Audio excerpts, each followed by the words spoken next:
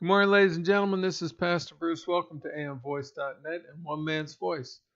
I want to talk to you about what's going on in Congress so that you can get a one man's opinion on it other than the talking heads in the media. Over the weekend, Donald Trump made the comment that the Democrats don't want to have a DACA law. Now, they're sitting down with the president talking about creating a DACA law, the Dreamers Law, is nothing but a farce. The president knows it. He said they don't really want to do it. Why don't they want to do it? Let's go back in history to under the Obama administration. Obama said we need to have a law for the Dreamers. And when Congress, controlled by the Democrats, failed to do it, he wrote what is known as an executive order. Executive order is nothing more than a wish of the president, and it is to be fulfilled while the president is in office. Obama knew that. Obama made this decision and told them they got 6 months to get together and do something, and still they did nothing. Why do you think that is? The Hispanic community? Why do you think the Democrats didn't pass the DACA law back under the Obama administration? It's because they don't like you. Plain, period. So when Donald Trump comes into it and sits down at the White House and sits at the desk in the Oval Office, and he sees that there's an expiration date on the DACA law, he deletes it. It is a whim of the president, executive orders. I want this done, do it. You remember Obama? I have a pen and a phone. So he said, all right, fine, we're going to get rid of the DACA executive order. I want Congress by April to come up with a DACA law. I've already said this back in my podcast on DACA. And the Democrats sitting there, oh yes, we want a DACA law. If they did, why didn't they pass it when they had control of the House and the Senate? And since the beginning of Donald Trump's position as President of the United States, Maxine Waters and others in Congress like John Lewis have sat there and said, and of course, let's not forget our two most precious people out there in the Democratic Socialists, Nancy Pelosi and Chucky Schumer, crybaby Chucky Schumer, have all said we are going to be obstructionists. So they come in and they sit down with the president to talk about how to create a positive DACA law, and then come out and start slandering the president and saying it's that he's not being bipartisan. Slam him about calling places S-holes. Okay, I mean, these are children. These are grown adults who are nothing more than children who have been spoiled and given everything to them. Okay? You will know that. And they're sitting there saying, we are going to obstruct. We are going to obstruct. Did you really think that when they sat down with the president to talk about DACA, that they were going to pass any sort of legislation? I didn't. Because they don't want to. They didn't when they had control of the Senate and the House under Obama. They didn't try to even come up with it. All they come up with is, we are obstructionists. We're going to stop the president any way we can.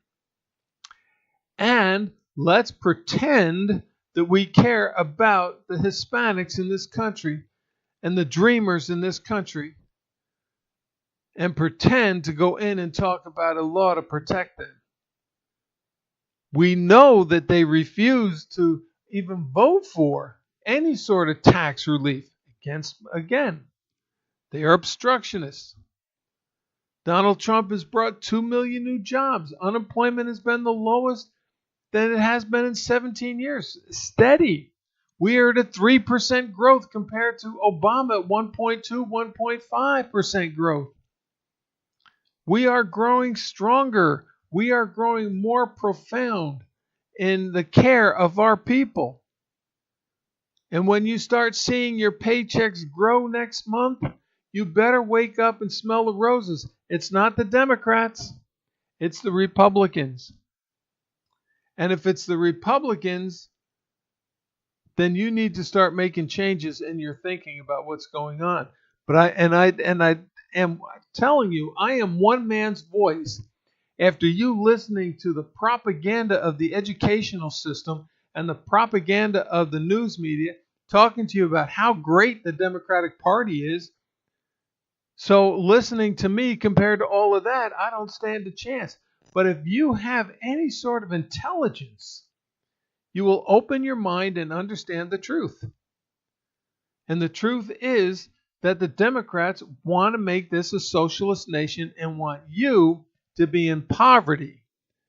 The Democrats wanted to raise taxes under Clinton. The Democrats wanted to put the coal miners out of work. They wanted to stop the pipeline. And they did, under Obama, stop the pipeline. But now we have the pipeline construction. We have people back to work. We have coal miners back into the coal mines working again to provide us with fuel. We have a future under the Republican Party. We have socialism under the Democratic Party. Why? Because the Democrats are socialists. They've always been socialists. And it's time to sit there and wake up and smell the roses. Now they want to boycott the first address of President Trump. Let them. And I say this to you American people, you need to get on the phone and call your congresswoman if you're a Democrat and saying stop acting like a baby and start acting for the American people. Because their conduct and obstructionism, this boycotting of his inaugural speech and of his first address, this is nothing more than children being spoiled and not getting their own way. Trying to sit there and say, yeah, well, we're kind of stupid because, you're doing great things for this country, but we're going to boycott you anyway because we don't think you're right for this country. And they're going to come up with different things that's going on. Collusion. There is no law of collusion, but they're saying he colluded with the Russians. After a year investigation, there is no proof of collusion. Now they're coming out and finding out that the collusion was on the part of the Democrats and Hillary Clinton and the Uranium One deal. And you have to ask yourself, when Hillary Clinton came out and started herself on the road to the White House, one of the first things that she said is, we left the White House poor. We had no money. That was in the 1990s. In 20 years, they have become multimillionaires. How did they become multimillionaires if she is working in the State Department and is a senator? Senator makes $107,000 a year. How did they become multimillionaires? Oh, maybe the Clinton Foundation, where she, as the Secretary of State, went around to different nations and talked to them about pay to play. Pay to play. Now, where is the Clinton Foundation today? It's gone, people. It's gone. She raised all that money. She became a multimillionaire because of that. And she turned around and let every nation down by losing the election because of her ignorance and stupidity. And because she lost the election, those countries that were giving to the Clinton Foundation stopped giving. They had to close the doors. They had no money. Was it doing good? Sure, it was doing good. It was helping people in other countries, but it was also filling the pockets of the Clintons. Really was. How is the daughter? If they left poor and the daughter married somebody else, how is she a multimillionaire? Okay? And look at what's going on here. She walked out of college and got a job with a news company making six figures. No one has ever had that happen to them before. Okay? Pay to play. Pay to play. These are the Clintons. Do what we ask or you'll suffer.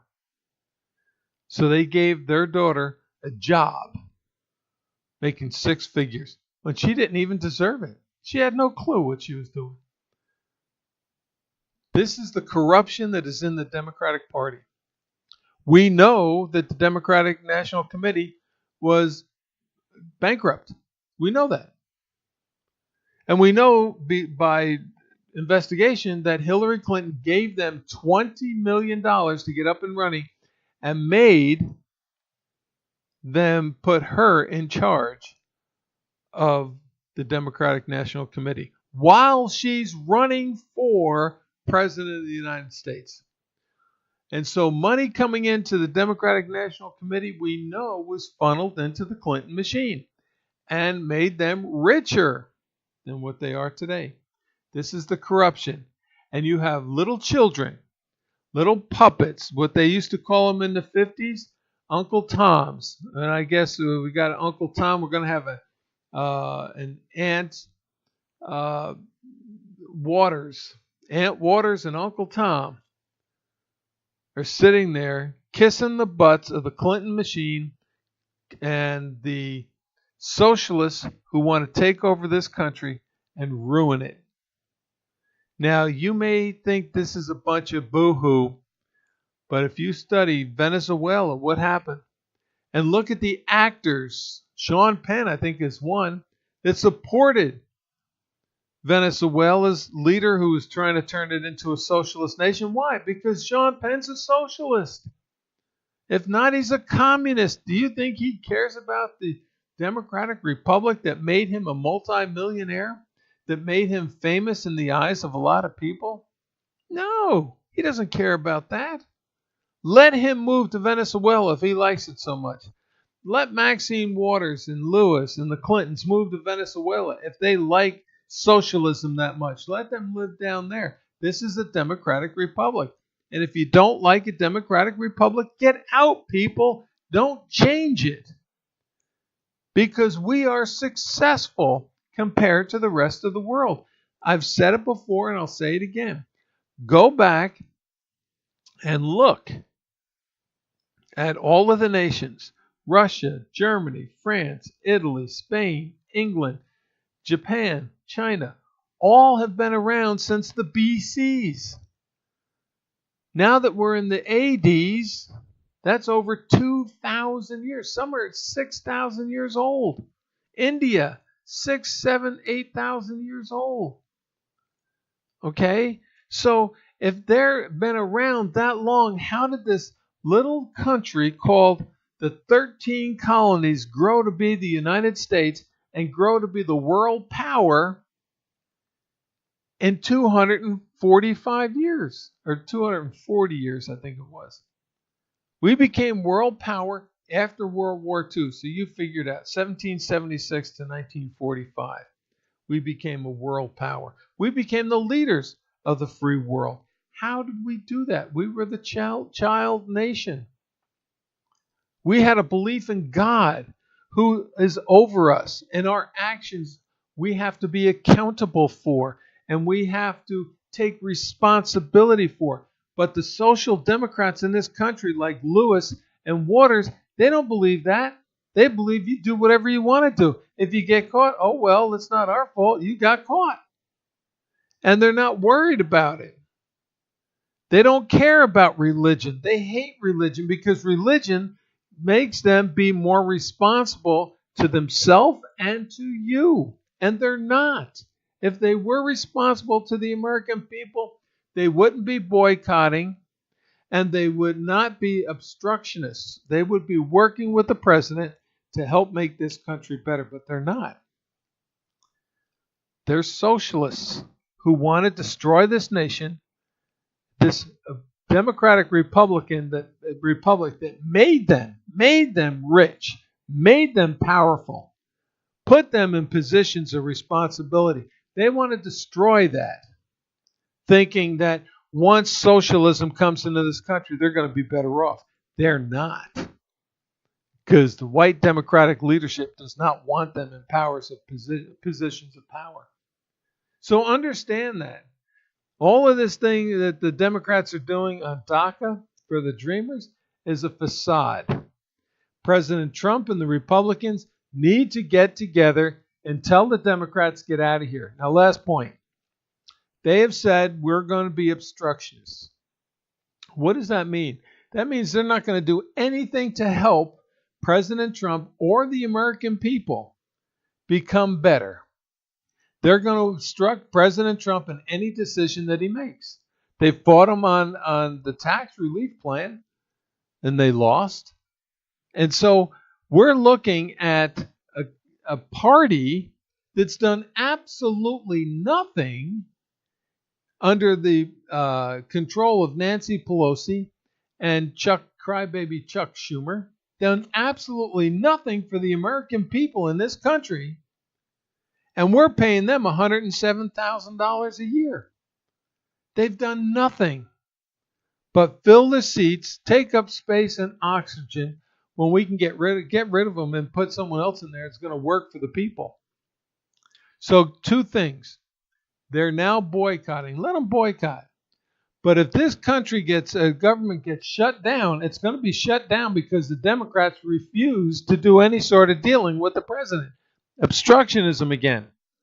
And so once we get up and running, once we have things working again like they're supposed to work, and the government is back in control of what's going on, and when it says, all right, we need to pay people, well, yeah, you can pay all of the little workers out there, the middle class that are out there working their butts off in our state parks and everything. But for the Democratic leaders, they need to lose money. You didn't work. You didn't do anything to help the American people, and you shut down the American government. You do not deserve to make a paycheck. And so the General Accounting Office should reduce their pay by the amount of weeks that they weren't in office. That's a fact. That's what they should do.